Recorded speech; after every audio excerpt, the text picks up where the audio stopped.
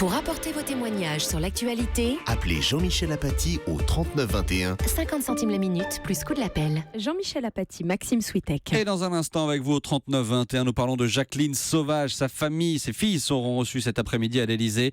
Elle réclame une grâce présidentielle. Appelez-nous au 39 21. Mais d'abord, Jean-Michel, une entreprise de pompes funèbres des Côtes-d'Armor accusée d'escroquerie. Elle est accusée d'avoir retiré les cercueils de plusieurs défunts, le capitonnage, les crucifix par exemple, pour les revendre ensuite à d'autres familles. Oui, cette histoire a été publiée dans Le Parisien. Oui. Et quand on l'a vu ce matin, évidemment, dans un premier réflexe, on sourit et puis on comprend très vite que c'est quand même ignoble d'agir comme ça. Et c'est pour ça que nous avons souhaité éventuellement solliciter vos témoignages pour savoir si vous-même, vous aviez connu des choses aussi minables, pour dire les choses telles qu'on les ressent. Et donc, je vous remercie, Catherine, d'avoir appelé le 39 21. Bonjour. Bonjour. Vous êtes à Pontarlier-sur-Saône, dans les Côtes-d'Or. Pontarlier-sur-Saône, oui. Voilà. Quelle est l'histoire qui vous est arrivée, Catherine ? Alors, je suis très émue. Ah, mais je vous en prie, nous avons le temps. Ça s'est passé, ma fille est décédée Oui. le 10 décembre 2000, donc peu avant Noël. D'accord. Et sa volonté, c'était d'être crématisée. Oui. Alors, c'est ce que nous avons fait. Et auparavant, on avait été à l'entreprise choisir l'urne. Oui. Donc, ils nous ont fait choisir une urne. On a choisi la plus jolie, enfin celle qu'on trouvait la plus jolie. Oui. J'étais avec mon mari et mon fils de 24 ans. On a choisi une jolie petite urne en marbre en forme de petit amphore. Et puis, donc la crémation s'est passée un après-midi et on avait rendez-vous au cimetière de Dijon le lendemain matin à 8h du matin. Oui. Alors mon fils de 24 ans et mon mari, ils sont allés pour déposer l'urne dans le... On avait ouvert, c'était un caveau avec des grosses pierres, donc... il fallait soulever les pierres. Ils ont fait déposer l'urne par un ouvrier à l'intérieur de la tombe. Et puis là, il faisait un froid épouvantable, il neigeait. Et puis, ils étaient fatigués. Et l'ouvrier qui était là, enfin le représentant des pompes funèbres leur a dit, écoutez, c'est pas la peine de rester là, l'urne est dans la tombe, on va refermer, c'est pas la peine de rester au froid, vous pouvez partir. On s'occupe de tout. Comment ? On s'occupe de tout. Voilà, et vous pouvez aller vous reposer. On referme la tombe et puis c'est pas la peine de rester. L'urne avait été mise dans la tombe par un employé des pompes funèbres, un jeune homme d'ailleurs. Et puis, donc 10 ans après, en 2010, mon mari décède. On fait rouvrir le caveau. Oui. Et stupeur, mais je dis, mais où est l'urne de ma fille ? Oui. Et on me répond, la voilà. C'était une boîte en fer carrée, toute rouillée, avec la date où elle avait été mise en terre. Oh, ils avaient substitué l'urne que vous aviez choisie pour en mettre une autre moins chère. Voilà. Oh, c'est scandaleux. Vous êtes revenu voir cet entrepreneur de pompes funèbres pour lui demander des comptes ? Alors, je lui ai écrit, je lui ai téléphoné. Alors lui, il dit écoutez, c'est bien facturé, etc. Alors moi, j'ai contacté un avocat. Oui. Et l'avocat m'a dit, écoutez, oui, il faut regarder la facture et puis téléphoner à la fabrique. Alors j'ai pu avoir par internet la fabrique et ils m'ont dit écoutez, la référence qui est sur la facture, c'est bien cette boîte en fer toute simple, mais par contre ils m'ont facturé l'urne en marbre à 900 francs. C'était des francs. À l'époque, c'était des francs. Oui. C'est-à-dire, Catherine, pour simplifier, vous n'avez pas eu de recours et non, parce vous que êtes l'avocat resté... m'a dit, étant donné que la référence qui est sur la facture, c'est la bonne référence, peu importe le prix, on ne peut pas avoir de recours en justice. C'est l'histoire que vous racontez est terriblement moche et terriblement triste. Avec mon fils et moi, on était bouleversés. Mon fils a pleuré toute la nuit parce que lui, c'est lui qui avait porté l'urne de sa sœur. On était tellement bouleversés avec le décès de ma fille que c'était... On était vraiment... dans un état pas possible. Ouais, je comprends, Catherine, et voilà, on ne peut rien dire d'autre que vraiment notre compassion et notre tristesse de comprendre que vous avez pu être confronté à quelque chose d'aussi ignoble. Et surtout, alors j'ai écrit à ce monsieur, mais en plus, ma fille, quand je suis allée voir son corps à la morgue, elle avait une montre. J'ai demandé qu'on me la restitue, mais on m'a dit que c'était pas vrai, qu'elle n'avait pas de montre. Voilà. Oh. Mais ça, c'est pas grave. Non, mais vraiment, ça en dit long sur certaines natures humaines, vraiment. Merci. Oui. Oh, je lui ai écrit une lettre de 3 pages et franchement, je lui fais pas de publicité. Hein. Non. Et cet entrepreneur de pompes funèbres, il est maire de son village. Ah, il est maire de son village. Et voilà. Il est toujours vivant ? Toujours vivant, oui, bien prospère. Écoutez, on espère qu'il se reconnaîtra. On ne dira pas son nom, hein. mais on espère qu'il se reconnaîtra et on s'associe à vous pour l'accompagner dans notre mépris le plus total. C'est très gentil, je vous remercie. Je vous remercie, Catherine, de nous avoir appelés et vraiment votre histoire nous a beaucoup touchés. Merci beaucoup. Bonne journée, Catherine. Merci. Bonjour, Irène. Michel, bonjour Maxime, merci de me laisser témoigner sur votre antenne. Vous êtes à Rouen. Oui, je suis à Rouen, oui. Alors au mois de novembre, j'ai perdu ma maman et sur les conseils du CHU, donc j'ai contacté une société de pompes funèbres et nous avons été reçus, mes sœurs et moi, par le responsable d'agence. Donc ce qui nous a choqué en tout premier lieu, c'est que dès le début de l'entretien, il nous a fait savoir qu'il avait contacté le CHU et qu'on lui avait fait savoir que ma maman était en fort surpoids et qu'elle ne pouvait par conséquent pas entrer dans un cercueil de taille standard. Donc il nous a tendu les plaquettes avec les différents cercueils, les différents tarifs, et il nous a indiqué qu'il fallait à chaque fois ajouter la somme de 1 500 € au prix indiqué. Oui. Donc je lui ai fait part de mon étonnement parce que ma maman avait à peu près la même corpulence que moi, elle faisait 1m69, à peu près 70 kg, donc ça ne me paraît pas être une taille absolument exagérée. Donc on a continué la conversation. Deuxième étape, il nous fait savoir qu'il a contacté également la mairie. Donc il faut savoir que mon papa est décédé il y a quelques années et mes parents avaient donc prévu 2 places, une pour l'un, une pour l'autre. Et là, il nous dit, écoutez, j'ai contacté la mairie, apparemment il y a un souci, il n'y a qu'une seule place dans le caveau. Donc la seule solution, c'est d'exhumer votre papa, de le transférer dans un autre cercueil pour procéder à une crémation. Donc bien sûr, un surcoût pour l'ouverture du cercueil du papa, un surcoût pour le nouveau cercueil et des frais de crémation qui n'étaient pas prévus au départ. Oui.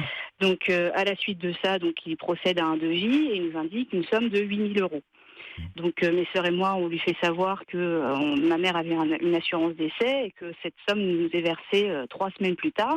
Et par conséquent, est-ce qu'il est possible éventuellement d'attendre que cette somme soit versée pour effectuer le paiement ? Oui. Et là, il nous dit que c'est absolument pas possible, qu'il ne fait pas de paiement en plusieurs fois et que si on veut absolument procéder à l'inhumation de notre maman dans les délais, il faut régler la somme avant l'inhumation. Donc les 8 000 € dont il nous manquait, il me restait une semaine avant les obsèques et donc en une semaine il fallait trouver 8 000 € absolument, sinon il ne pouvait rien faire. Donc on a continué de discuter un petit peu avec lui et après 1h30 d'entretien, il fait mine de regarder sur son écran d'ordinateur et là il nous dit non écoutez désolé je n'ai plus de place. Je ne vais pas pouvoir m'occuper de vous, donc il vaut mieux que vous ayez affaire à une autre agence. Et puis je vous donne il avait une liste en fait avec différentes agences dans la région et il me dit contactez mes collègues et peut-être qu'eux pourront s'occuper de vous. Je suis vraiment désolée, je viens de m'apercevoir que je n'ai plus de place pour vous. Donc après 1h30 d'entretien, après avoir choisi le cercueil, décidé d'une crémation, etc., j'ai trouvé ça vraiment inapproprié et très peu indélicat de sa part. Très peu respectueux de votre peine et de votre douleur. Voilà, il nous a bien fait sentir que le fait qu'on ne puisse pas lui verser 8 000 € tout de suite, tout de suite, c'était pour lui... c'était ce qui avait fait qu'il avait décidé de ne plus s'occuper de nous, quoi. Donc Dieu merci, après on est tombé sur une agence beaucoup plus respectueuse de notre douleur et qui nous a fait un devis pour 3 500 € et qui au final nous a fait savoir 5 000 € de moins. Voilà, et qui nous a fait savoir qu'il n'y avait pas besoin d'une deuxième place, que la place était déjà prévue et qu'ils avaient fait l'ouverture. Et de là, on s'est bien aperçu que ce que voulait la première agence, c'était simplement de grossir le devis et pas du tout respecter notre volonté et procéder aux obsèques de notre maman. Donc ça a été vraiment très choquant pour nous, surtout que c'est la première fois. Et ce qui nous a choqué aussi, c'est que ça a été conseillé par le CHU. Donc, lorsque ma maman est décédée, on nous donne une liste d'agences. Il nous dit, voici les agences avec lesquelles on travaille, en qui on peut avoir confiance, et cette agence faisait partie de la liste. Donc, on a été d'autant plus choqués par cette attitude, quoi. C'est-à-dire le fait que le CHU, je ne sais pas si on peut vraiment les incriminer, mais enfin ne vérifie pas que ceux dont ils donnent les coordonnées ont quand même un minimum d'humanité et d'honnêteté, puisque vous racontez que là, en l'occurrence, le premier entrepreneur de pompes funèbres vous conseillait de faire une opération qui n'était pas nécessaire. Une opération qui n'était pas nécessaire, ensuite de nous dire que ma maman était obèse, alors que je lui dis qu'elle a à peu près la même corpulence que moi, donc je me suis dit, il est vraiment très indélicat, et le but, on a bien senti tout de suite que le but c'était de faire grossir la facture, d'avoir un chèque rapidement, et alors que la seconde agence, ils ont accepté d'attendre 3 semaines que l'assurance décès soit versée. Ils ont accepté également de procéder à une vérification avant de nous dire d'emblée, on vous facture une crémation, on vous facture un nouveau cercueil. J'ai vraiment été très surprise de ça, quoi. Ce qu'il y a de terrible dans l'histoire que vous racontez finalement, Irène, c'est que comme on n'est pas confronté, heureusement, à la mort, où on n'y est confronté que de manière exceptionnelle, ces gens qui n'ont aucune humanité, aucune honnêteté, qui ne respectent rien et qui font de l'argent de manière indue sur la mort, peuvent continuer à travailler, puisque votre expérience, vous ne pouvez pas la transmettre à des amis. Vous n'aurez pas l'occasion dans votre vie, ou très rarement, de dire n'allez pas chez telle personne pour vous faire enterrer. Donc ils continuent dans la malhonnêteté la plus absolue pendant toute leur vie professionnelle. Et ça, c'est assez scandaleux. Et puis ils utilisent la douleur, surtout qu'on n'est pas en capacité de forcément de réfléchir de façon cohérente, et on se laisse un peu guider par des professionnels, on leur confie, on leur demande de nous aider dans un moment qui est difficile, et on a besoin d'avoir confiance et de se dire que la personne est là pour nous aider dans cette étape, et pas simplement pour gagner de l'argent. Alors que c'est normal qu'ils gagnent leur vie, mais on peut le faire honnêtement et pas profiter de la douleur des autres. Et à ce moment-là, vraiment de respecter les gens, d'avoir un peu d'humanité. C'est vraiment révoltant. Merci beaucoup Irène. Si je peux me permettre, oui, je vous en prie. Juste Jean-Michel, je voulais juste faire un petit coucou à mon futur mari, parce qu'il y a quand même une bonne nouvelle pour moi cette année, et lui faire un gros bisou, mon Nicolas. Voilà. Nicolas, voilà. Donc Nicolas, Irène vous embrasse, et on est très heureux que vous ayez pu le faire, Irène, sur l'antenne d'Europe 1. Je vous remercie, Jean-Michel. Merci d'avoir appelé le 3921. Je vous souhaite une très bonne journée. Bonjour Sébastien. Oui, bonjour. Vous êtes à Guingamp. Bonjour, Paty, merci. Bonjour. Voilà, c'est ça, merci de me recevoir. Donc, je vous appelle pour vous expliquer un cas un petit peu similaire. Donc, à proximité du cas que vous avez évoqué dans votre journal, c'est une commune qui est toute prête. Donc voilà, mon ami a eu ses parents ont eu donc un enfant, donc son frère, qui est décédé quand il avait l'âge de 2 ans. Le frère de votre ami, Voilà, tout à fait. Donc il a été enterré dans un caveau familial. Oui. Qui était destiné caveau familial. Donc il était le seul dedans, le petit enfant. Donc là, il y a 2 ans de ça, la grand-mère est décédée.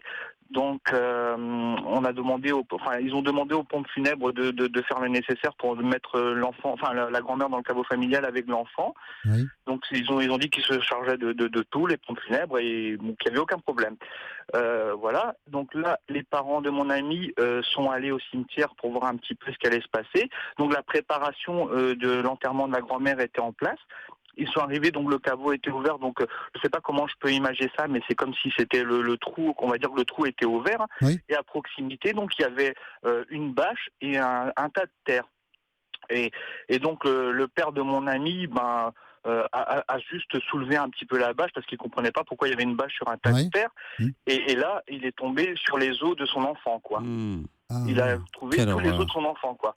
Donc c'était vraiment dramatique, c'est une image qui est restée et qui pue la famille, et c'est vraiment quelque chose d'abominable de faire des choses comme ça. On prend un minimum de précautions.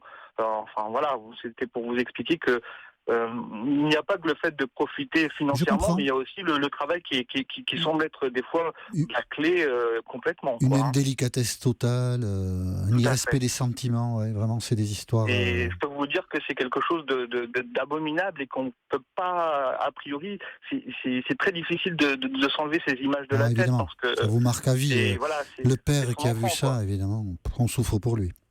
Voilà, et donc c'est à proximité de la commune que le cas que vous avez évoqué, c'est tout près. Donc voilà, on peut dire que c'est pas du tout le même service de pompe funèbre. Donc je dis pas que c'est une généralité, mais bon. Ça non, peut-être. Courant, quoi, voilà. Vous avez raison, Sébastien. Peut-être nous avons raconté ou par votre intermédiaire des histoires qui sont minoritaires dans cette profession, mais tout de même, il faudrait. On a beaucoup de témoignages sur Twitter d'ailleurs pour nous dire, par exemple, je suis graveur sur pierre. Je tiens à préciser que la majorité des pompes funèbres font preuve d'humanité. Voilà, on a beaucoup de messages de ce cas aussi. C'est ce qu'on espère, parce qu'on ne le vérifiera pas, mais que tout de même, les histoires qui ont été racontées à l'instant dans Europe Midi sont des histoires qui ne reflètent pas le travail général d'une population professionnelle. Vraiment, on l'espère. Voilà, tout à fait, puisque dans un autre cadre, on a eu affaire à d'autres pompes funèbres et tout s'est vraiment très bien passé. Et il y a des pompes funèbres qui savent très très bien accompagner les gens, les aider, les faciliter aussi sur des moyens financiers, etc. Donc il ne faut pas jeter la pierre sur cette profession, mais effectivement, il y a quand même des dérapages. Merci beaucoup Sébastien dans les Côtes d'Armor d'avoir apporté votre témoignage dans Europe Midi. Et je vous souhaite à vous aussi une bonne journée. Et nous allons maintenant parler ensemble. Vous avez appelé le 3921. Nombre là aussi de la grâce de Jacqueline Sauvage. À tout de suite. Pour apporter vos témoignages sur l'actualité, appelez Europe 1 au 39 21. 50 centimes la minute plus coût de l'appel. Jean-Michel Apathy et Maxime Switek. Et avec vous au 39 21, nous parlons du cas de Jacqueline Sauvage. Ses filles seront reçues à l'Élysée cet après-midi à 16h30. Elles réclament une grâce présidentielle. Et nous avons accueilli mercredi Eva Darlan qui fait partie des personnalités qui s'engagent pour la grâce présidentielle de Jacqueline Sauvage. Et aujourd'hui, nous avons souhaité donner la parole aux magistrats. On en a entendu ce matin sur Europe 1. Et puis Olivier Janson est avec nous. Bonjour Olivier Janson. Bonjour. Vous êtes secrétaire général adjoint de l'Union syndicale de la magistrature. De la magistrature, j'ai écrit. Non, des magistrats. D'accord, des magistrats. Bon, très bien, très bien. Donc, des magistrats. Et donc, nous sommes heureux de vous avoir en studio pour vous confronter aux auditeurs d'Europe 1 qui souhaitent la grâce de Jacqueline Sauvage. Et vous apporterez sans doute votre expertise professionnelle pour leur répondre, si vous en êtes d'accord. Je vais essayer. Et nous commençons avec Jannick qui est à Orléans. Bonjour, Jannick. Bonjour. Vous avez composé le 39-21 parce que, pour vous, le jugement rendu contre Jacqueline Sauvage est un mauvais jugement ? Un mauvais jugement, c'est un jugement... oui, voilà, c'est la justice qui s'exprime. Mais la loi, c'est une chose, mais le cœur et la raison en est une autre. 47 ans de tyrannie que son mari lui a imposé aurait dû conduire, selon vous, les juges à un autre verdict. Oui, parce que on dit là, d'ailleurs, la journaliste qui a parlé ce matin sur votre radio disait que c'était, elle avait tiré sans raison immédiate sur cet homme. Mais on oublie ces 40 années où elle a souffert de lui. Et donc je pense qu'à un moment donné, toute cette souffrance est accumulée et que voilà, c'est peut-être une parole ou un geste ou je ne sais quoi qui a fait qu'elle a commis ce geste. À l'acte, Restez avec nous, Jannick. Olivier Janson, on peut dire en tout cas que cette décision de justice sème le trouble dans l'opinion publique. C'est évident que ça sème le trouble. On est sur un sujet, un thème particulièrement sensible. Les violences conjugales, et là on parle de violences conjugales d'une exceptionnelle gravité, c'est quelque chose qui touche nécessairement chacun, ça touche au cœur. Donc dans ce cadre-là, dans ce type de situation-là, il faut faire attention que le cœur ne prime pas sur la raison. C'est tout l'enjeu des procès qui ont eu lieu. Donc j'ai entendu ce que disait votre auditeur. Effectivement, il a commencé en disant c'est peut-être pas une mauvaise décision. Effectivement, c'est difficile de savoir. Parce que là, il y a un mouvement d'opinion qui se manifeste, mais de personnes qui, par définition, n'étaient pas dans la salle d'audience. Beaucoup d'informations ont été diffusées. Ouais, une partie. Une partie seulement. La justice est quand même excessivement complexe. Tout à l'heure, vous avez dit les juges. En l'occurrence, c'est la justice populaire. On parle de la cour d'assises. Je rappelle que la justice, d'une manière générale, est rendue au nom du peuple français, mais en matière criminelle, concrètement, le peuple y est majoritaire. Ce sont des jurés tirés au sort. Mais on peut contester et critiquer une décision de justice, quand même. Contrairement à ce que dit l'adage, on ne critique pas une décision de justice. Non, mais c'est pas ce que je suis en train de vous dire. Je vous dis juste simplement que rendre la justice, c'est compliqué. Que c'est une décision de la cour d'assises une première fois, appel. Déjà, on la critique en faisant appel. Deuxième fois, la cour d'assises.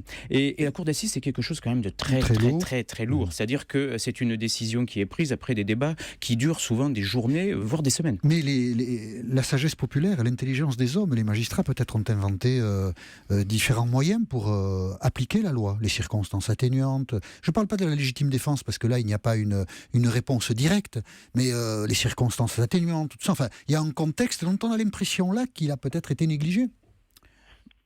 Je ne sais pas. Je ne sais pas parce que je n'étais pas dans la salle d'audience. C'est une impression. Concrètement, il faut quand même dire les choses. Là, ce qui se met en place, c'est une campagne. Une campagne de presse, une forme de lobbying autour. Une campagne d'opinion est plus juste qu'une campagne de presse. Qui s'appuie sur la presse. Qui s'appuie sur la presse. Non, pas tout à fait, en fait. Vous savez, c'est une pétition, change.org, il y a 400 000 signatures. Oui, non, mais tout à fait. Et j'ai pas vu un journal qui se soit engagé pour Jacqueline Sauvage. Oui, mais moi, je n'ai pas vu parmi ceux qui s'étaient engagés des personnes qui ont dit « j'ai eu accès au dossier » ou alors « j'étais dans la salle d'audience, j'ai entendu tous les témoins et toutes les questions qui ont été posées, j'ai une opinion claire, tranchée sur ces questions-là parce que j'ai entendu ce qui était à charge, ce qui était à décharge. Mais une campagne de presse est abusif. Non, pas du tout. Non, je dis pas ça. J'entends ce que vous dites. Les personnes qui étaient au procès, vous n'en avez pas entendu qui plaidaient pour la grâce, j'entends. Les campagnes de presse, c'est pas juste. Je dis simplement que moi, je souhaitais apporter des éléments précis, donc je me suis un tout petit peu renseigné, même si j'étais pas dans la salle, et j'ai remarqué simplement que les comptes rendus qui étaient faits par les journalistes sur place étaient beaucoup plus nuancés que ce qui est mis en avant aujourd'hui dans le cadre de cette demande de grâce. Merci Yannick d'Orléans de nous avoir appelé pour intervenir sur ce sujet. Bonjour Gabriel, vous êtes à Ajaccio ? Oui, je suis à Ajaccio, Pace Salute. Pace Salute. Voilà. Donc, quelle est votre opinion sur je voudrais dire, dans un premier temps, le cœur a ses raisons que la raison ignore. Oui. Et il y a les lois et l'esprit des lois. D'accord. Et ce jugement est inique, dans la mesure où le procureur a influencé les jurés en leur disant condamnez-la, elle sortira, mais il faut faire c'est Eva Darlan qui a dit ça. Bon, moi je n'y étais pas. Je vais souscrire à ce que dit ce magistrat qui est avec vous. Olivier Janson. Je souscris. Par contre, pour avoir vécu le même drame qu'elle, je peux me mettre à sa place. Je peux dire ce que je ressens, je peux dire ce qu'elle a pu ressentir, je peux dire que je remercie le ciel de m'avoir donné la force, peut-être parce que je suis corse et grecque, de partir. Mais j'ai pu partir, j'étais pas dans un village où tout le village était assujetti à ce monstre-là, parce que c'est un monstre, mon mari c'était un monstre. Et donc, il faut quand même juger le caractère des choses, tenir compte des paramètres, et surtout maintenant, elle n'est pas un danger pour personne. Ses filles réclament. Moi, je pense qu'on pourrait lui donner déjà la conditionnelle avec un bracelet, qu'elle puisse serrer ses petits-enfants. Parce que quel exemple donne la justice à ses filles et à ses petits-enfants? C'est que la justice est inique. Ils vont rester avec cette image de leur grand-mère dans une cellule parce qu'elle a tué le papy, qui l'a tapé, qui lui faisait des misères. Voilà. Alors, moi, mes enfants, j'ai eu la chance de pouvoir quitter cet homme quand ils avaient 9, 10, 11 et 16 ans. Et que je les ai sauvés. Je me suis sauvée parce qu'il a failli me faire passer par un 8e étage. Je suis partie avec un thorax enfoncé, des fractures de défense aux avant-bras, une mâchoire démontée, et malgré ça, le juge m'a dit « mais vous partez, mais vous vous rendez compte, vous partez avec 4 enfants, vous me demandez de partir avec 4 enfants ?» J'ai dit « excusez-moi, monsieur le juge, de ne pas être morte. Et là, il m'a donné le domicile séparé, ça m'a sauvée parce que depuis, ça fait 56 ans, je porte le deuil. Il est mort il y a 4 ans, je porte le deuil. Mais c'est pas le deuil pour l'honorer, c'est le deuil pour tous les matins quand je m'habille en noir, me dire, il est plus là, il ne te fera plus de mal et tu es resté manipolite, même propre. Merci. Mais cette femme, le calvaire qu'elle doit passer d'avoir tué cet homme, de lui avoir tiré... Il allait revenir, le fusil. Je pose la question, le fusil, il était disponible. Donc cet homme aurait très bien pu prendre le fusil et tuer les filles et elle aussi. Merci Gabrielle, voilà, pour votre réflexion. Témoignage on pourrait touchant. La faire sortir et puis refaire le procès quelque part parce que si les jurés ont été influencés, c'est pas normal. Bon, on va poser la question à Olivier Janson. Merci Gabrielle pour votre témoignage qui nous a beaucoup touchés. Si le président de la République décidait d'une grâce, ça serait un désaveu pour les magistrats ? Non, ce serait l'application d'un droit qui est inscrit dans la Constitution. Donc il fait partie de notre... légitime aux yeux des magistrats ? On en parle comment dans la population des magistrats de ce droit-là ? On en parle comme la survivance de quelque chose qui relève de l'ancien régime. Et j'ai cru comprendre que le président de la République avait lui-même considéré que c'était quelque chose de relativement anachronique. Ça semble être son opinion. Je rappelle juste que ce droit de grâce, il existait, il était appliqué à une époque où il y avait la peine de mort et où il n'y avait pas d'appel possible sur les procès d'assises. Donc dans ce type de situation, on ne révisait pas les procès et si on se rendait compte qu'il y avait une erreur, elle était définitive et il y avait une forme de légitimité. Maintenant, on n'est plus du tout dans ce type de situation, dans ce type de cas de figure. Il faut voir qu'il y a appel, il y a possibilité de s'exprimer, il y a possibilité de réviser les procès et le droit de grâce du coup perd beaucoup de sa légitimité. Merci Olivier Janson, secrétaire général adjoint de l'Union syndicale des magistrats, d'avoir accepté le dialogue que nous vous proposions avec les auditeurs d'Europe 1 et ce dialogue nous le reprenons lundi à 13h10.